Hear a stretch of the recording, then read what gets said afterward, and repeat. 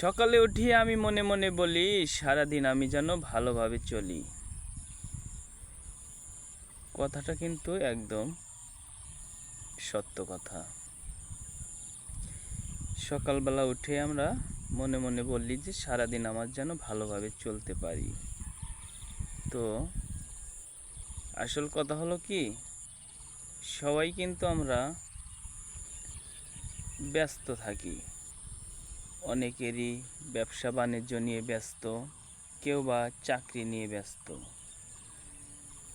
তো যত ব্যস্তই থাকি, সারাদিন যেন আমরা কারোর সাথে ঝগড়া বিপদে না পড়ি, সেই দিকে অনেক খেয়াল রাখব। তাই আমরা ভালো মন নিয়ে মানুষের সাথে ভালো ব্যবহার করব, ভালো ভালো কথা বলবো। তাহলেই আমাদের সারা দিনটা অনেক ভালো যাবে।